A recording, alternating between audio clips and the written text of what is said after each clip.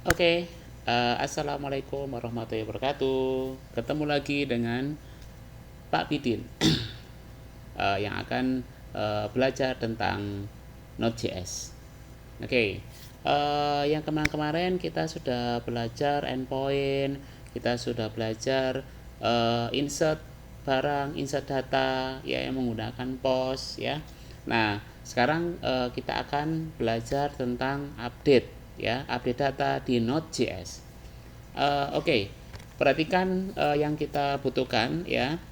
Eh, yang kemarin-kemarin kita sudah siapkan, ya, yang namanya Express, ya. Express adalah library yang kita butuhkan untuk membuat endpointnya. Lalu body parser itu digunakan untuk eh, enkripsi data, ya, digunakan untuk enkripsi data. Lalu yang berikutnya adalah MySQL. MySQL ini digunakan untuk menyimpan data-data di database, ya. Nah, ini namanya koneksi, ya, koneksi dari Node.js ke database MySQL. Nah, eh, kita di sini menggunakan database yang namanya CRUD-Node, ya, CRUD-Node, ya, yang sudah kita siapkan di sini. Nah, ini, ya, CRUD-Node. Nah, di sini hanya satu tabel barang, ya. Di sini ada ID barang, nama barang, stok, kategori, ya. Oke. Nah, di sini ada DP Connect dan sebagainya. Di sini adalah tujuannya adalah untuk mengetes koneksi saja, ya. Koneksinya nyambung apa enggak gitu aja intinya, ya. Nah, yang sudah kita pelajari kemarin adalah insert barang, ya. Yang sudah kita praktekkan, ya. Dan ada tugasnya, ya. Nah, kemarin tugasnya sudah belum, ya. Itu harus diselesaikan, ya, karena semuanya tugas-tugas kalian akan masuk nilai. Oke. Yang berikutnya kita akan belajar update, ya. Oke, kita akan script, ya. Kita akan membuat endpointnya update. Nah, kalau update itu biasanya menggunakan put, ya. Put.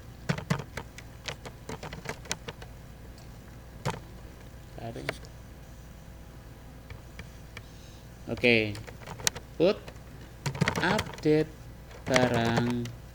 Nah, lalu biasanya kalau update barang itu biasanya kita mengupdate berdasarkan ID, ya. Jadi biasanya kita mengupdate itu pasti mengupdate satu data, yaitu yang berdasarkan ID barangnya. Di sini kita kasih ID. Oke, nah di sini kita kasih dt2 agar variabel ID, ya, nama ID akan menjadi variabel, ya. Kalau tidak ada dt2 maka ID itu hanya berupa string. Oke, lalu kita tulis function.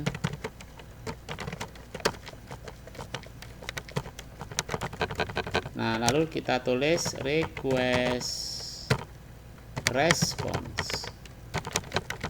Oke, nah di sini baru kita akan tulis query-nya, ya, var SQL dengan update tabelnya apa namanya, tabel barang.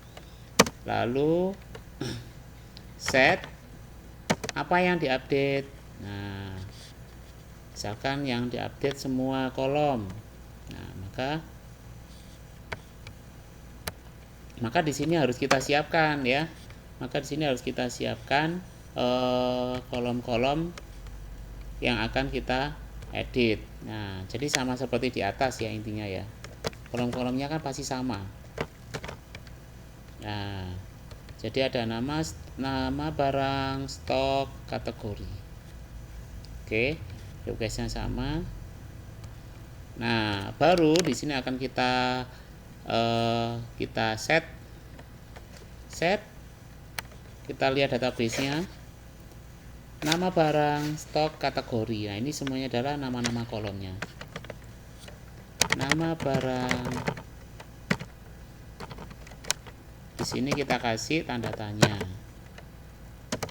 koma, stok, tanda tanya.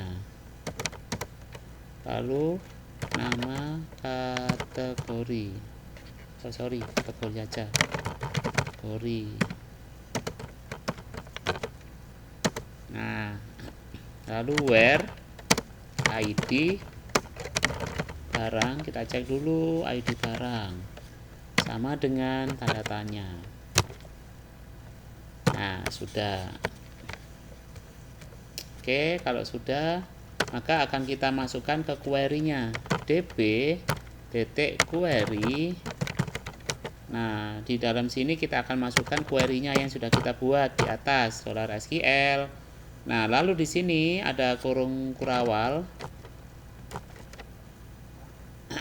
Ada kurung kurawal yang mana isinya adalah data-data yang akan kita isi yang ada simbolnya tanda tanya. Urut ya.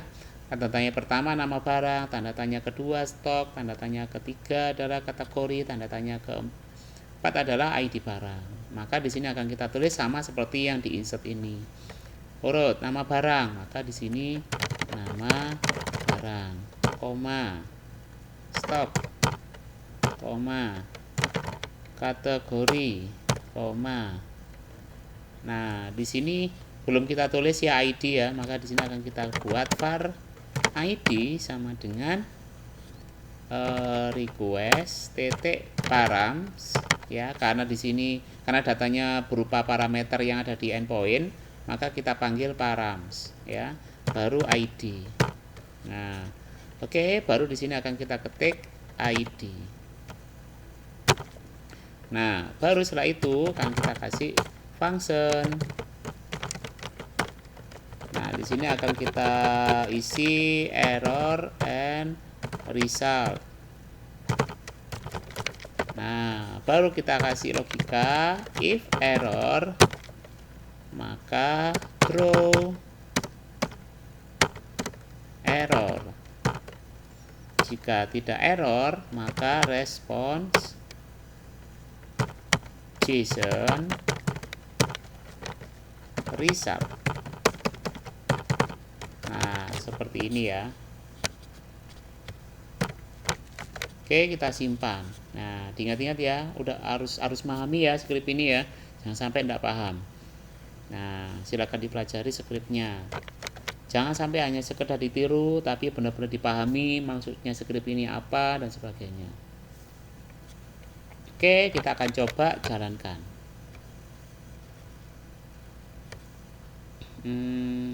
Kita butuh CMD ya untuk menjalankan. Di sini kita akan kita posisinya ada di C user tbosu. Nah, berhubung aplikasi saya ada di D ya, ada di D, maka kita harus masuk ke D, harus keluar dari C dulu ya. Nah, oke, kita keluar dulu. CD. Nah, sudah keluar dari folder. Nah, sekarang kita keluar dari drive D. Nah, baru sekarang kita akan masuk ke dalamnya folder yang kita maksud. Jadi, punya saya aplikasinya ada di sini. D upload. Nah, di latihan CRUD. Nah, ini ya di sini ya. Maka kita harus masuk D upload latihan CRUD. Nah, sudah masuk. Nah, baru sekarang akan kita jalankan node index.js. Nah, sudah connect ya, connected. Nah, maka sekarang kita akan jalankan. Ada di sini. Nah, berhubung tadi itu update, maka kita pakai put. Oke, localhost -2 8080 kita cek dulu. Ya, 8080 ya.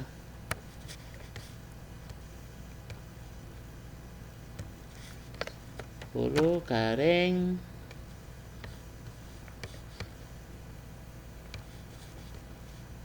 ini update barang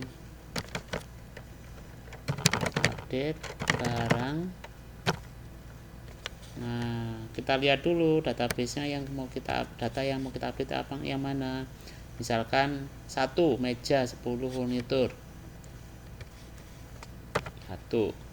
Nah, di sini kita akan kasih body yang kita pilih form and www form URL encoded. Di sini kita namai nama barang. Kita cek dulu ya kolom-kolomnya ya. Nama barang, stok, kategori. Ya. Nama barang. Nama barangnya tadi apa? Meja. Saya ganti kursi. Kursi. Stok 15. Kategori ya sama, furnitur ya, kategori. Oke, kita akan coba simpan. Sukses apa gagal? Kalau gagal ya kita benerin ya. Kalau sukses alhamdulillah. Ya, ternyata sukses. Ya, tandanya kalau sukses itu ini ya. Kita perbesar. Nah, ini tadi ya, put localhost 880 update barang. Di sini ada parameter 1. Ya, parameter 1 itu nanti akan tersimpan di sini ya. Di ID. Nah, jadi ID ini akan jadi variabel kalau kita kasih titik 2. Akan tersimpan, akan menyimpan data 1 tadi.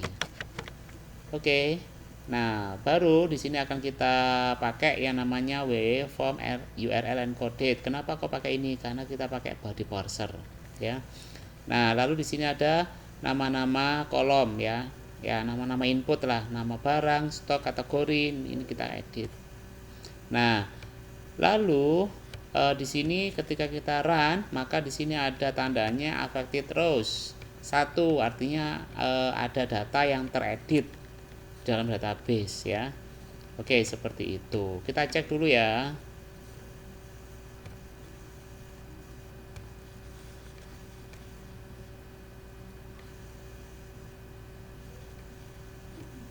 Kita refresh. Nah, ternyata sudah ganti kursi 15 furnitur. Nah, seperti itu cara untuk mengupdate data menggunakan Node.js dan MySQL. Ya, mudah kan? Mudah sekali ya. Oke, begitu silakan dipelajarin. Nanti akan ada yang namanya tugas ya. Dipelajari, dipahami, jangan sampai hanya diketik aja, jangan sampai hanya di copy paste saja, tapi dipahami satu persatu skrip sehingga kalian bisa paham dan bisa membuat aplikasi yang lebih bermanfaat buat kita semua. Amin. Oke, saya akhiri. Assalamualaikum warahmatullahi wabarakatuh.